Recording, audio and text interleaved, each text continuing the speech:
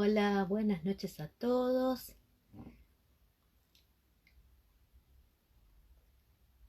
Vamos a cruzar los dedos para poder comunicarme con Natalia sin ningún problema. Hola Cecilia, buenas noches. Hola Vanessa, buenas noches. Voy a comunicarme con Natalia. Vamos a buscar a Natalia. Vamos a ver, Natalia todavía no se comunicó.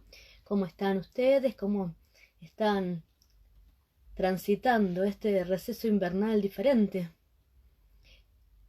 Hola, hola Vanessa, ¿cómo estás? Tanto tiempo, gracias por estar, gracias por acompañarme en estos vivos. Eh, es raro porque siempre en esta época del año uno va haciendo planes, va pensando, va proyectando espacios y lugares para distraerse, para hacer cosas distintas, y este año eso también nos movilizó, porque yo creo y estoy convencida que, que también el receso fue diferente, que no nos desconectamos de la misma manera que si hubiésemos estado trabajando en nuestra cotidianidad. Ahora sí, me voy a comunicar con Natalia. A ver, hola Natalia.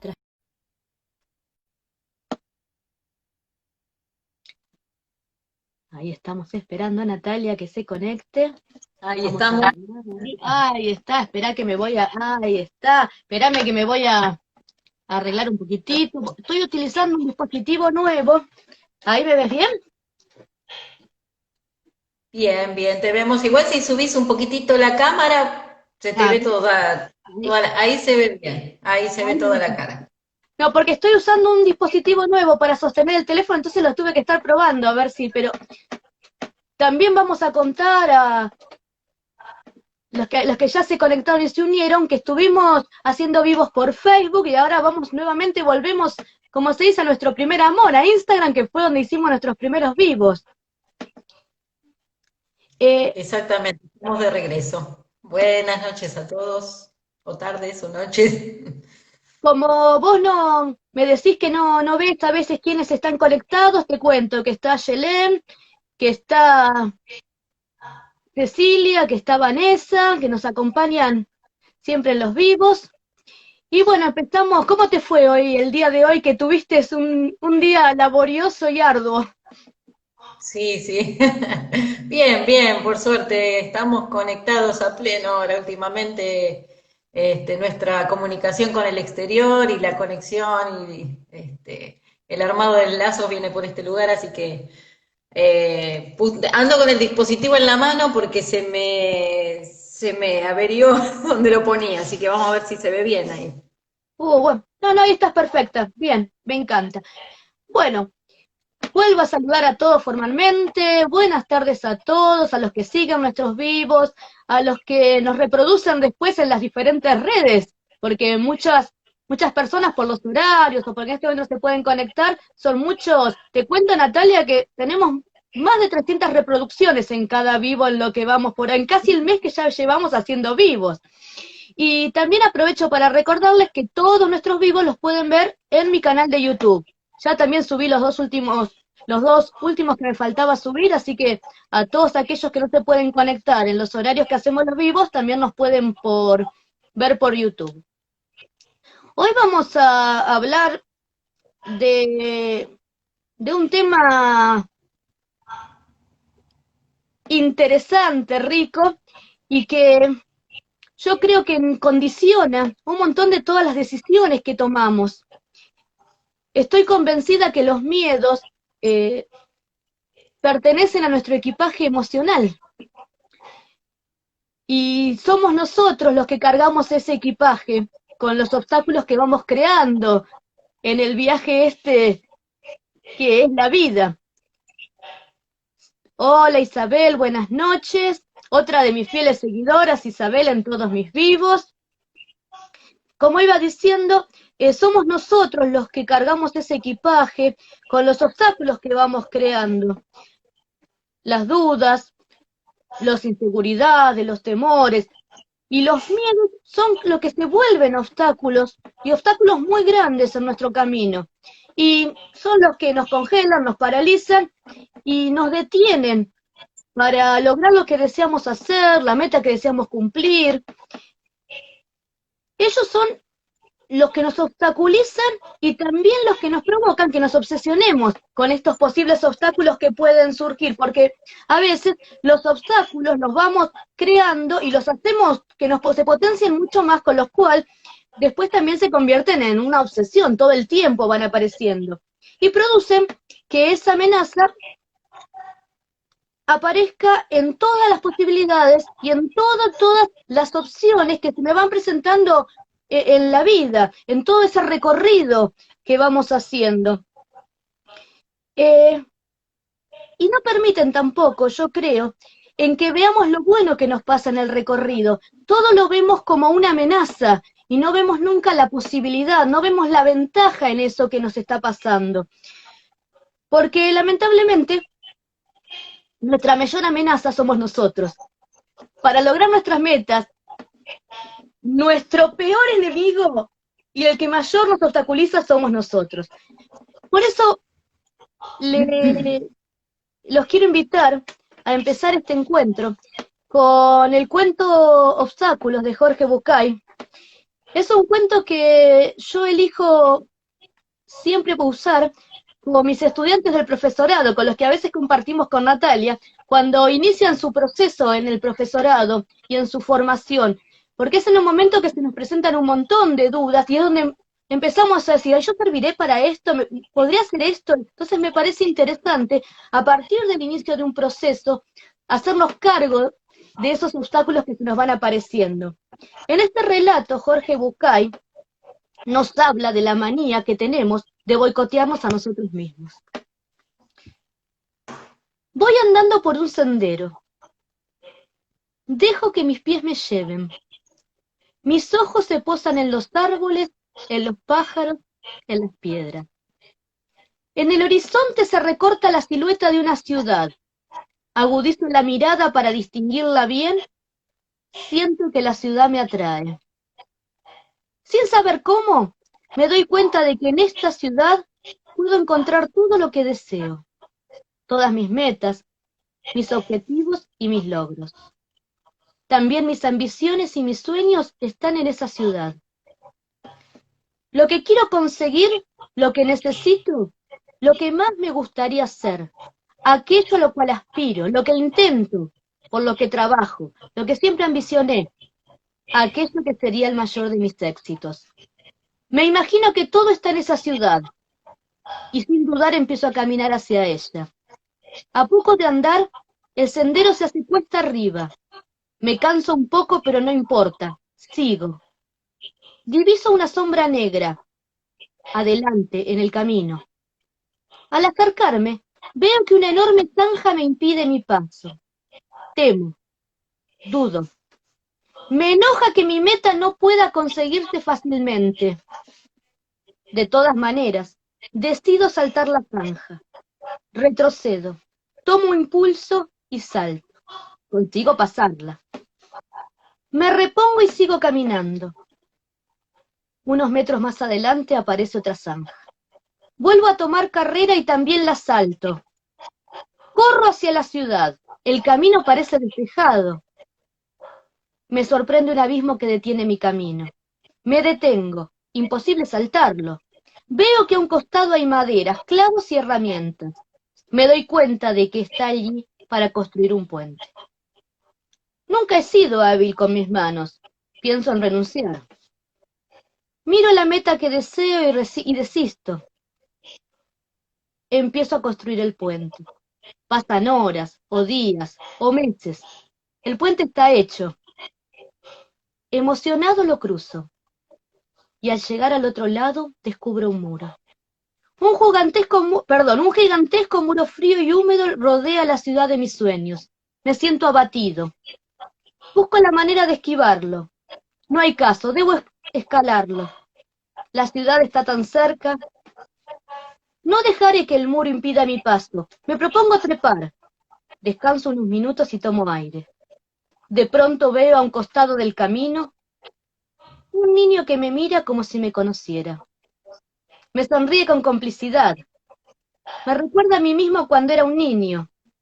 Quizá por eso me animo a expresar en voz alta mi queja. ¿Por qué tantos obstáculos entre mi objetivo y yo? El niño se encoge de hombros y me contesta. ¿Por qué me lo preguntas a mí? Los obstáculos no estaban antes de que tú llegaras. Los obstáculos los trajiste tú. Natalia, ¿por qué nos ponemos nuestros propios obstáculos para lograr un objetivo que nos planteamos en la vida? Mm, qué ¿Qué difícil la pregunta? respuesta. Qué pregunta también, ¿no? Bueno, yo Creo que es creo que una desde la pregunta creo psicología, que es una pregunta que nos hacemos seguido frente al espejo también. sí, porque uno mismo es el que va generando estos retorcios en el camino, ¿no? Eh, Creo que todo se debe a que el miedo en realidad es una emoción natural, es una emoción instintiva que viene con los seres humanos con un objeto fundamental que es defendernos de lo peligroso o alertarnos de un peligro, ¿no? Frente a un peligro, uno por lo general empieza a tener sensaciones displacenteras que ofician, ¿no? Como una lámpara que se enciende para permitirnos visualizar, ¿no? Las posibilidades de acción frente a ese peligro, ¿no? Creo que los miedos, ya que estamos hablando de obstáculos, el miedo es un obstáculo, muchas veces, como bien lo presentaste vos, pero muchas veces también tiene que ver con una cuestión de supervivencia, ¿sí? Hay miedos que son evolutivos y que son característicos, ¿no? Del desarrollo humano y son los que nos permite mantener o sobrevivir, ¿no? Frente a determinados peligros que son reales. Desde la neurobiología nosotros podemos encontrar un núcleo que es la amígdala, ¿sí? Que se ubica en el prefrontal, que tiene que ver con el cerebro emocional y que permite la activación de todo el sistema nervioso y la puesta en marcha para la acción, ¿sí? Ya sea para el ataque o para la huida, ¿no? Pero muchas veces esos miedos no tienen un objeto real, ¿sí? Porque, por ejemplo, ¿quién no le tiene miedo a un león si lo tiene cerca? ¿O quién no le tiene miedo a un tiburón o a una serpiente? Hay miedos que son lógicos porque remiten a un real peligro, ¿sí? Pero muchos miedos son aprendidos también y no tienen que ver muchas veces con la realidad de los objetos o con el peligro de esos objetos. Por lo tanto, podemos tener miedos socioculturales, ¿sí? Es decir, que han sido aprendidos con la educación, que nos han sido inculcados. Por ejemplo, el miedo a los extraños, a las personas que no conocemos. Es un miedo que se nos inculcó naturalmente o instintivamente. Un bebé puede pasar de brazo en brazo y no sentir tal vez el miedo, ¿sí? Salvo que pase, ¿no? Determinado tiempo ya de acondicionamiento a la figura materna y paterna, donde, bueno, aparece la angustia del octavo mes y demás. Pero previamente, o sea, el extraño no remite un peligro. Es un peligro que es aprendido a nivel social y cultural, ¿no? Por lo tanto, hay distintas corrientes dentro de la psicología, como es el conductismo, que implican que los miedos pueden llegar a aprenderse y como se aprenden también se pueden desaprender. Esa es la cuestión positiva que también tiene el miedo. Exactamente. Los miedos irreales implican esta sensación desagradable, ¿no? O este apronte de angustia frente a objetos que no remiten un real peligro. Cuando estos miedos comienzan a ser insistentes y, digamos, se extienden en el tiempo con una gran frecuencia, pueden constituir los trastornos de ansiedad conocidos, ¿no? El miedo al miedo o las fobias, ¿no? Por lo tanto, podemos encontrar distintas distintos matices o diferencias conceptuales entre lo que son los miedos, las fobias, el terror, ¿no? El terror es entendido como el máximo nivel del miedo, es lo que te paraliza, no podés actuar frente a él. Mientras que los miedos muchas veces pueden ser propulsores de acción. Ahora, cuando se convierten en cuestiones terroríficas, ahí podemos hablar de que son obstáculos en nuestros caminos. Cuando esos obstáculos se nos presentan, como bien venías diciendo vos, que los miedos pueden ser evolutivos, pueden ser sociales, pueden venir conformados por creencias limitantes. Hoy justamente mientras preparaba el vivo pensaba, muchas veces somos sin quererlo en algún rol que cumplimos, los que construimos un miedo en un otro, por ejemplo, diciéndole a un estudiante, vos no podés, vos no, vos no sabés eso, vos no entendés, que solemos escuchar en la cotidianeidad, vos no podés, o simplemente algún adulto, cuando le gustaría convertirse en un profesional de alguna área específica y dice, no, yo nunca voy a poder.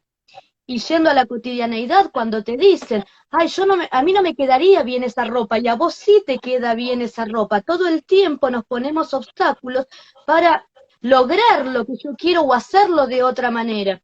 Entonces, ¿cómo hacemos para que esos obstáculos limitantes no nos paralicen, para poder trabajar con ese miedo que tengo acá y que no me impida ir a otro casillero en el juego? Ujú. Bien, a ver, yo creo que los miedos se alojan, digamos, en el interior de cada uno de... Ay, gracias. Ah, me faltaban los auriculares. Se alojan en el interior de cada sujeto, en el interior de cada psiquismo y tienen un lugar específico, esos miedos, eh, que es lo que se denomina, ¿no? El super yo.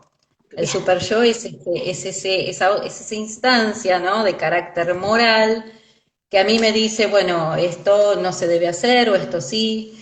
Y muchas veces los miedos irracionales, en este caso estamos hablando de los miedos irracionales, aquellos que nos obstaculizan y que nos paralizan y que en cierto punto fueron inculcados desde la afuera, están relacionados muchas veces con la culpa, ¿sí? Esto que vos decías, ¿no? No me voy a poner esto, no voy a hacer esto, porque empieza el miedo al fracaso, el miedo a la culpa. El miedo está muy relacionado con la soledad, ¿sí? Uno parecería que está solo frente al objeto del miedo, ¿no? Mientras que cuando viene un otro a acompañarlos, ¿no? Frente a esa situación, probablemente el miedo se diluya. Por eso muchas veces en lo que son las fobias y demás aparecen los objetos contrafóbicos.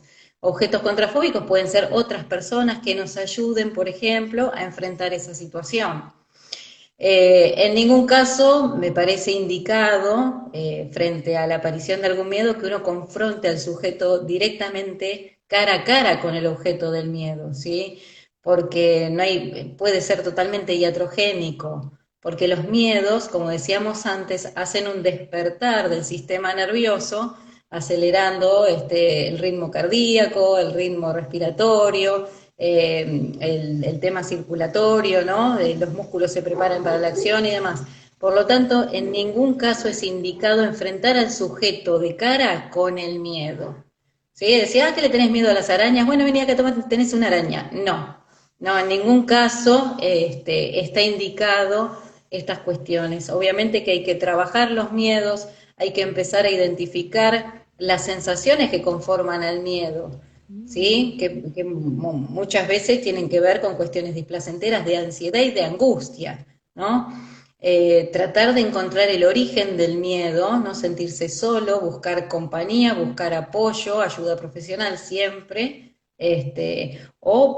ayuda en sus familiares o en los vínculos, ¿no? Pero sí identificar, ¿no?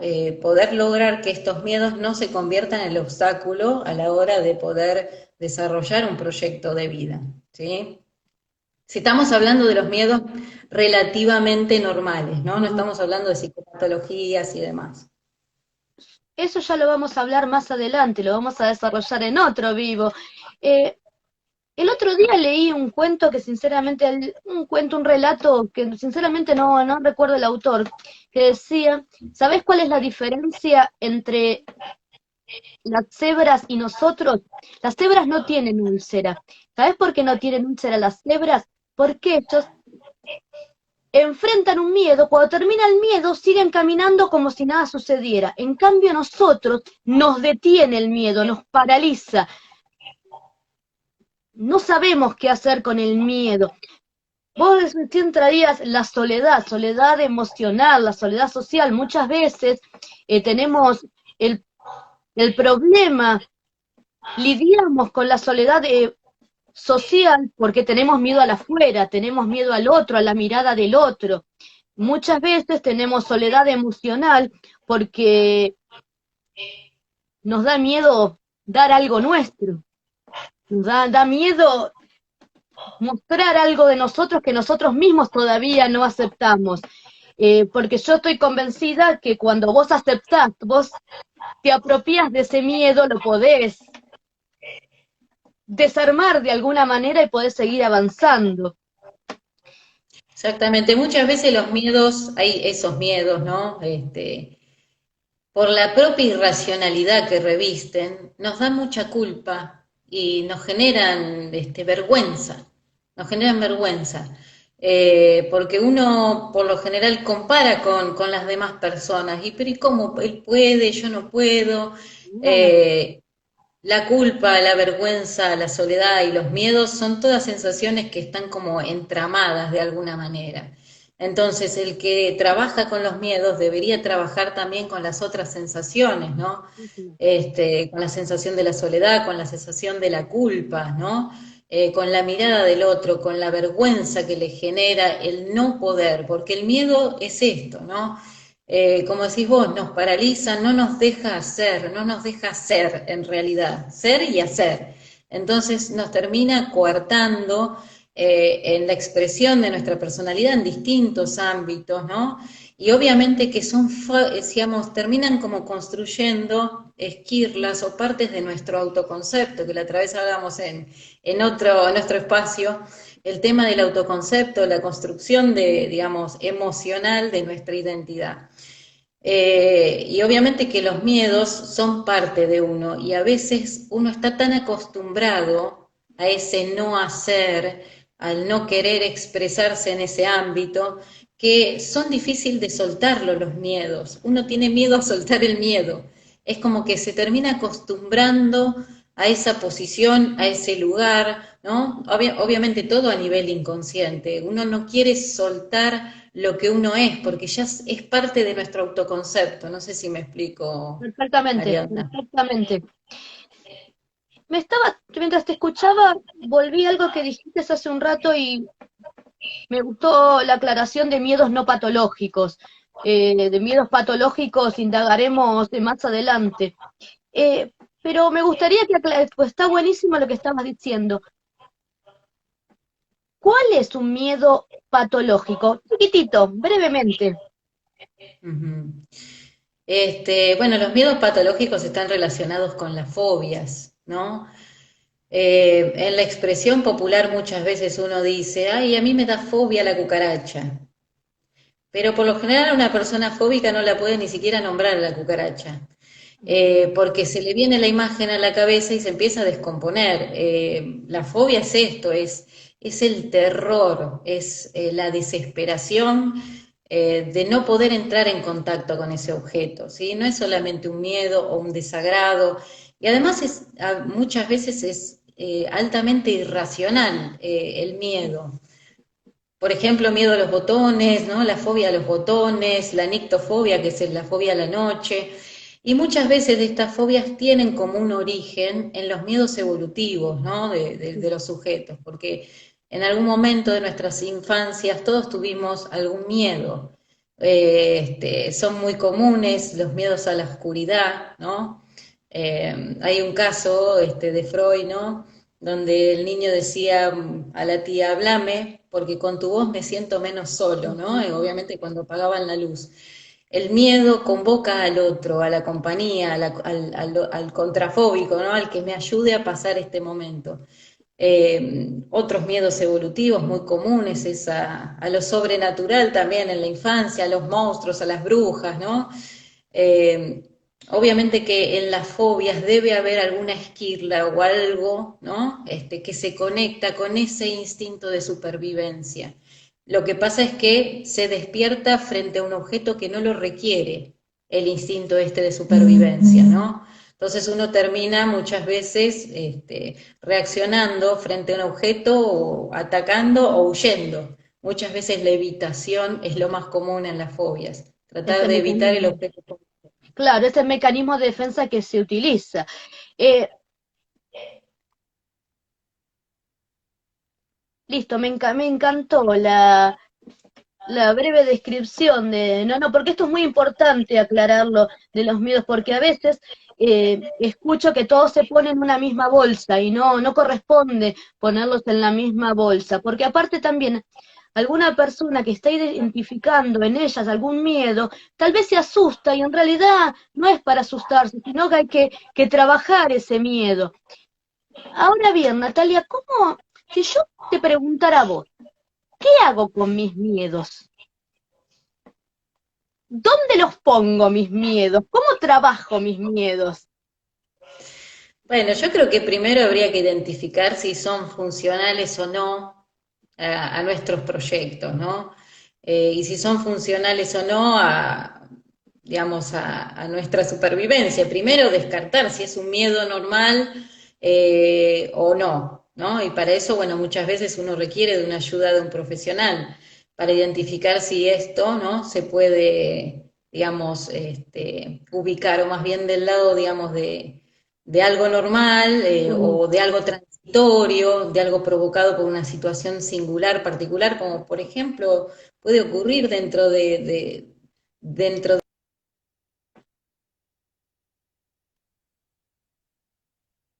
Uy, se nos quedó congelada Natalia.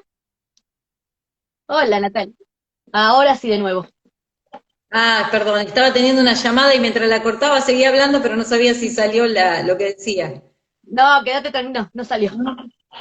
Ah, bueno, bueno, yo lo que estaba diciendo es que muchas veces habría que identificar si esta situación, digamos, de miedo o ansiedad se corresponde con algo normal, por ejemplo, lo que ocurre en esta pandemia, que aparece. Le debe haber entrado otro. No, no, por favor. Sí, me están entrando llamadas. eh,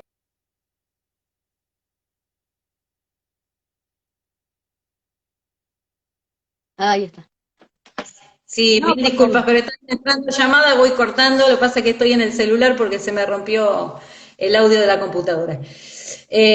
Lo que decía es que habría que identificar si este miedo que aparece se corresponde, ¿no? Con algo, una situación real. Por ejemplo, aparecen hoy en día muchos miedos a la enfermedad, ¿no? A contraer este virus y demás. Y yo creo que este es un miedo normal, no es un miedo patológico. Hay una relación, ¿no? Entre, digamos, el objeto posible, ¿no? Digamos, del miedo y mi sensación o rechazo de contraer este virus, ¿no?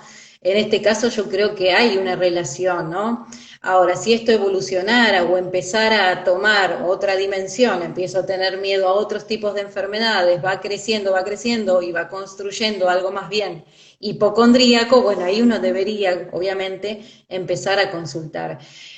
Más allá digamos, de que sean miedos normales, uno al compartirlos, al hablarlos con otro, al socializarlo, es como que en cierto punto uno empieza como a descargar esta emoción o esta sensación en otras personas y busca un oído, una colaboración, ve si al otro le pasa lo mismo, busca la empatía. Uno en el miedo muchas veces busca la empatía, que el otro le diga si está bien o está mal, ¿no? Así que yo creo que primero uno debería un poco identificar si es algo normal o ya le llama la atención o le está imposibilitando seguir adelante con sus quehaceres, con su vida cotidiana, ver qué imposibilidades le está acarreando esta sensación y este miedo también, ¿no? Y obviamente en función de eso, bueno, operar. Bien. Yo le tengo miedo a varias cosas. ¿Vos, Natalia, a qué le tenés miedo? Mm, Yo te voy a decir una. Yo le tengo muchísimo, muchísimo miedo a los perros. ujú, Le tengo ujú, pánico. Me paralizo ante un perro suelto en la calle. ujú. Bueno, hay que trabajarlo eso, Ariana. ¿Qué es lo que pasa? Si ese perro a mí ya me imposibilita pasar por esa vereda, si ese perro después uno sigue pensando, digo, no, no voy a ir caminando, mejor me tomo un taxi, no, y después dice, no, y si ese perro pasa por la puerta de mi casa, mejor no me tomo el taxi, mejor no salgo. Cuando este miedo empieza como a contaminar, ¿no? Varias áreas, varios aspectos que esto también obviamente es una de las características de las fobias, que es la contaminación fóbica.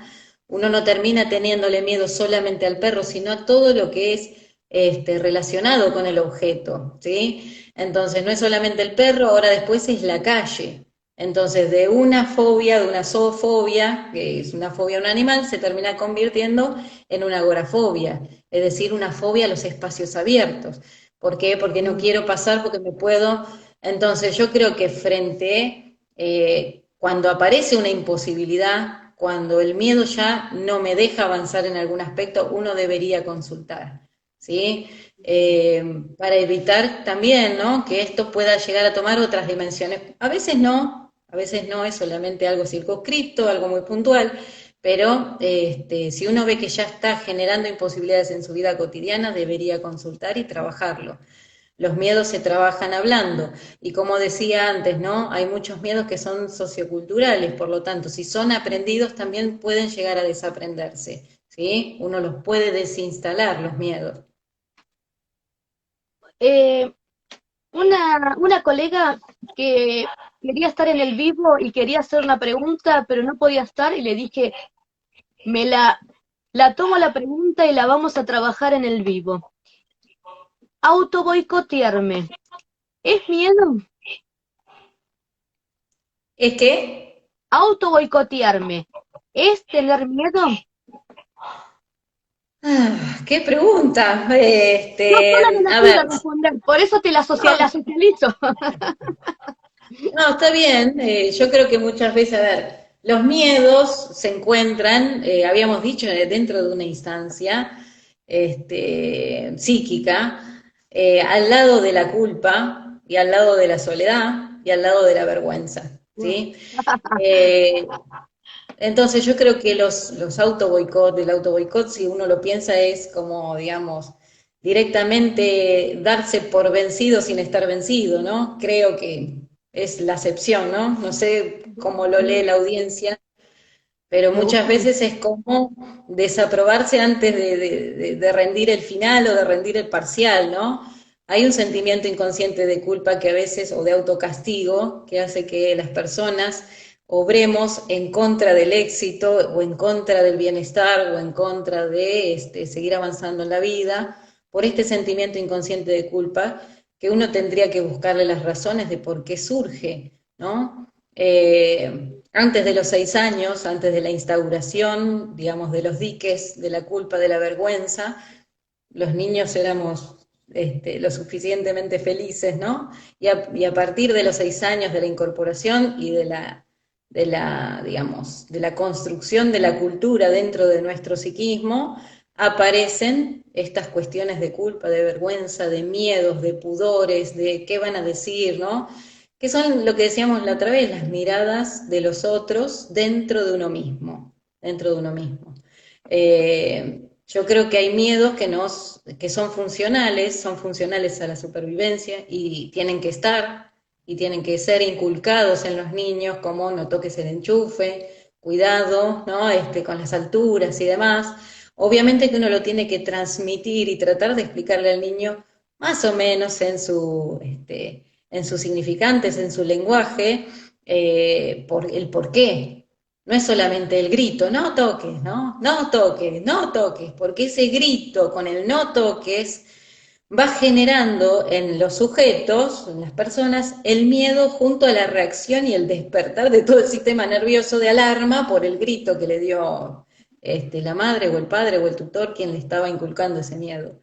Yo creo que sí, que debe haber miedos. Ahora, cuando esos miedos son irracionales, no tienen una razón, uno no encuentra la proporción entre la emoción que me provoca y el peligro que reviste el objeto, bueno, ahí uno debe de pensar de que es un miedo irracional, de que es un miedo exagerado, de que esos miedos, cuando surgen una y otra vez, terminan desgastando el sistema nervioso, porque el miedo genera alarma, genera la imposibilidad de dormir, genera pensamientos negativos, genera secreción de adrenalina y noradrenalina circundando en sangre todo el tiempo, y obviamente que uno no va a poder, ¿no? Es como tomarse 3 litros de cafeína por día. Entonces los miedos hay que dominarlos para no autoboicotearse, para poder seguir adelante con el proyecto de vida. Voy a tener que ir cerrando porque en el Facebook estamos acostumbrados a que no tenemos tiempos. Acá tenemos tiempos porque si no se nos va a terminar el aire. A mí me gusta mucho siempre decir, cuando trabajamos miedos, y lo voy a aclarar y en el futuro, cuando sigamos trabajando en los miedos y miedos más específicos, de aclarar esto de los miedos patológicos y los miedos no patológicos, y yo creo que creo no, estoy convencida que cuando uno trabaja con el miedo, tiene que verbalizarlos, y yo creo que la forma de verbalizarlos siempre son con verbos, valga la redundancia, y yo creo que cuando uno dice yo tengo, yo creo, yo puedo, empezamos a tener una mirada distinta ante el miedo, y a partir de ahí podemos trabajar y amigarnos con las emociones para hacerle frente a eso que nos paraliza.